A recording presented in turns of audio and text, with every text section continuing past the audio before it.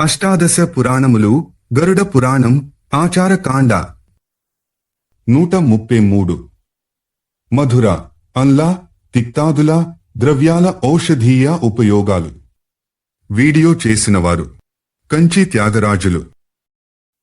మధుర అన్లా తిక్తాదుల ద్రవ్యాల ఔషధీయ ఉపయోగాలు. సుశ్రుత తీపి, పులుపు, చేదు రుచులుండే ద్రవ్యాలను వాటిని ఔషధాలుగా వాడే పద్ధతులను అవతరించు.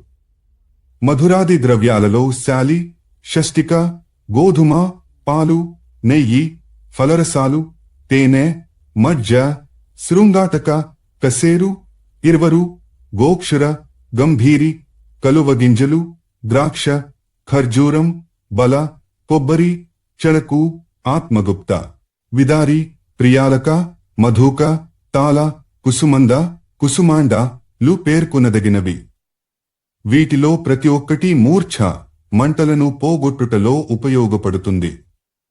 జ్ఞానేంద్రియాలకు ఓదార్పునిస్తుంది. కాని వీటిని అతిగా తీసుకుంటే క్రిములు పుడతాయి. కఫానికి సంబంధించిన రోగాలు వస్తాయి. వీటి నుండి వచ్చిన మందులను కూడా అవసరమైతేనే వాడాలి. తప్పకపోతేనే తీయగానున్న వాటిని మందులనైనా సరే ఎక్కువగా తింటే దగ్గు, పడిశం, నోటిలో తీపు, పొక్కులు, కురుపులు, కంతి, బోధకాలు, దళసరి నాలుక, ఉడలేపాది సమస్యలు వస్తాయి. దాడిమ, ఆమలక, అమ్ర, కపిత్త, కరమర్దక, మాతులుంగ, ఆమ్రాతక, బదర, తింతిడి, పెరుగు, మజ్జిగ, కంజి, లకు, అన్లవెట, త, స లోనాలు పుల్ల మందులు.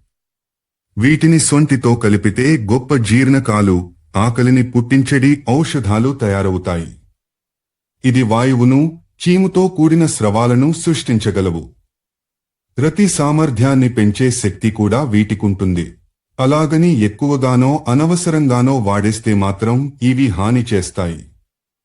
అవయవాలు వదులై జారిపోవడం, గొంతు బిరుసెక్కిపోవడం, గుండె అదరడం, నోరు పొక్కడం, గాయాలను, లోపలి కురుపులను సృష్టించడం వంటి సమస్యలనుత్పన్నం చేస్తాయి. క్షారద్రవ్యాలు సైంధవ, సువర్చల, యవక్షార, సర్జికాల వంటివి. వీటిని లవణ బృందమనవచ్చును. ఇవి విరేచనం కోసం, అరుగుదల కోసం, చీము రసాల స్రావం కోసం, స్వేదకారకాలుగానూ వాడతారు. వీటి శక్తి శరీరమంతటా శరవేగంతో ప్రాకుతుంది. వీటినెక్కువగా వినియోగించడం వల్ల శరీరంలో నాళాలకు అవరోధాలేర్పడి దురదలు, కురుపులు పుట్టుకొస్తాయి. చర్మం వివర్ణమవుతుంది. రక్తవాతం, పిత్త రక్తం ప్రకోపింపబడతాయి. పుంస్త్వం తగ్గవచ్చును. ఇక చేదు ద్రవ్యాల బృందంలోనివిగా వ్యాష, సిగ్రు, మూలక, దేవదారు, ముష్ట, ముస్త, పుష్టక, లసున, వల్గుజీఫల, గుగ్గులు, లాంగల్యాదులు పరిగణింపబడుతున్నాయి. ఇవి ఆకలిని పెంచుతాయి, క్షాళకాలుగా పనిచేస్తాయి కాని కఫానికి ఇబ్బంది కలిగిస్తాయి. కుష్టుని, దురదలని పోగొడతాయి. బలుపును, అనవసర కొవ్వును, బడలికను, ఆయాసాన్ని, క్రిములను తొలగిస్తాయి. వీర్యాన్ని కూడా అదుపు చేస్తాయి. కాని అతిగా వినియోగిస్తే తలతిప్పు, మంట కలుగుతాయి. ఇక తిక్త లేదా వగరుగా ఉండే ఔషధీగుణాలున్న ద్రవ్యాలు కృతమాల, కరీర, హరిద్ర, ఇంద్రయవ, బృహతి, శంఖిని, గుడూచి, ద్రవంతి, త్రివృత, మండూక పర్ణి, కారవెల్లక, వార్తాకు, కరవీరక, వాసక, రుహిణి, శంఖపుష్పి, కర్కుటి, జయంతిక, జాతి, వరుణక, నింబ, జ్యోతిష్మతి, ష్మ, పునర్నవాలు. కంటక, వేత్రాలు కొంతసేపు నమిలితే తీయగా తగులుతాయి. ఇవి తిన్వా, తిక్వా లను అనగా రసస్రవంతులను పారిస్తాయి. శరీరం తేలిక పడేలా చేస్తాయి. జీర్ణాన్ని మెరుగుపరుస్తాయి. ఆకలిని కలిగిస్తాయి. నాళాలను శుద్ధి చేసి, జ్వరాన్ని, దాహాన్ని తొలగించి దురదలను పోగొట్టి, మూర్ఛను నివారిస్తాయి. వీటిని ఎక్కువగా తీసుకుంటే మాత్రం మలమూత్రాలు పొడిబారిపోయి స్రావకాలు తగ్గుతాయి. జాగ్రత్తగా వాడితే పక్షవాతం, మెడవాలిపోవడం, ప్రేగు కురుపులు, తలనొప్పి వంటి అసాధ్య రోగాలు కూడా నిమ్మళిస్తాయి. వగరు, పులుపు కలిసి ఉండే త్రిఫల, సల్లకి జంబు ఆమాత్రక వట తత్సంబంధితాలు తిందుక వకుళ సాల ముద్గ చిల్లాకాలు దేనినైనా పీల్చే గుణాన్ని కలిగి ఉంటాయి. కాబట్టి వీలైనంత తక్కువగా వాడాలి. ఇవి కాక మిశ్రమ రుచులు గల ఔషధులుక 20 ఉన్నాయి. అవి హరిద్ర, పుష్ట, లవణ, మేషశృంగి, 2 రకాల బలలు, కచ్చుర, సల్లకి, పునర్నవ, శతావరి, అగ్నిమంత, బ్రహ్మదండి, స్వదంష్ట్ర, ఎరండక, యవ, కొల, పులత, కర్షసి, దశమూల ఇవొక 10 రకాలుంటాయి. ఈ మందులు ఒక్కటిగా కాని కొన్ని కలిసి గాని త్రిదోషాలను చక్కగా కుదురుస్తాయి. ముఖ్యంగా అవసరం కంటే నెక్కువగా పెరిగిపోయి మనిషిని చికాకు పడచే వాత, కఫ, పిత్త అతిశయాలను తొలగిస్తాయి. శతావరి, విదారి, బాలక, ఉసీర, చందన, దూర్వ, వట, పిప్పలి, బదరి, సల్లకి, కదలి, ఉత్పల, పద్మ, ఉదుంబర, పటోలక, హరిద్ర, గుడ, పుష్టక, శతపుష్పి, జాతి, వ్యోష, ఆరగ్వధ, లాంగలి అనే మందులను కఫ విలంబక ఔషధాలంటారు.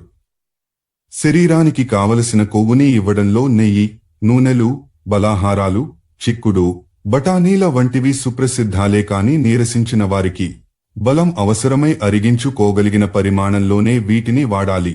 తెలివితేటలు, జ్ఞాపకశక్తి, అవగాహన సామర్థ్యము కోరుకునేవారు రోజూ ఎంతో కొంత పరిమాణంలో నేతిని తీసుకోవాలి. పిత్తరోగికి నేతి మందే ప్రశస్తమైనది. వాతరోగికి నేతినే కాస్త లవణంతో కలిపి ఇవ్వాలి. కఫరోగికి నేతిని వ్యోష, క్షారములతో కలిపి ఇవ్వాలి. సెగగడ్డల వంటి ఎద కురుపులు, సైనస్, పురుగులు, ఊబకాయము, కఫవాత ప్రకోపాలు కలవారికి లవణ, క్షార, ఘృత మిశ్రమాలు పనిచేస్తాయి. మలం, మలద్వారం గట్టిపడిన వారికి నూనెతోడి వైద్యం అవసరం. వాతావరణ కారణంగా ఎండ, వాన, చలి గాని, బరువులు మోయడం వల్లగాని, అతి సంభోగ సుఖం వల్లగాని, అతి వ్యాయామం వల్లగాని నీరసించిన వారికి కూడా నూనెతో వైద్యం అవసరం. ఇక్కడ నీరసించడమనగా శరీరంలోనే అతి ముఖ్య ద్రవాలలో కణజాలాలలో అలసట. నెయ్యిగాని నూనెగాని వేడి నీళ్లతో కలిపి ఒక పద్ధతి ప్రకారం రాయడాన్ని స్నేహకర్మ అంటారు. పిత్తదోషానికి స్నేహకర్మ చికిత్సను తీసుకునేవారు వేడి నీటిని మాత్రమే తాగాలి. దాహం వేసినప్పుడు కూడా మంచి జీర్ణశక్తి, దీప్తాగ్ని నీ కలిగియుండి కూడా వర్చస్నిగ్ధత, నూనె పూసినట్లున్న గల మలం విసర్జించేవానికి త్వరలో వాత ప్రకోపదోషం వస్తుంది. అందుచేత విరేచనంలో తేడా రాగానే వాయు సమానతకి పైని చెప్పిన చికిత్సలలో దేనినైనా చేయించుకోవాలి.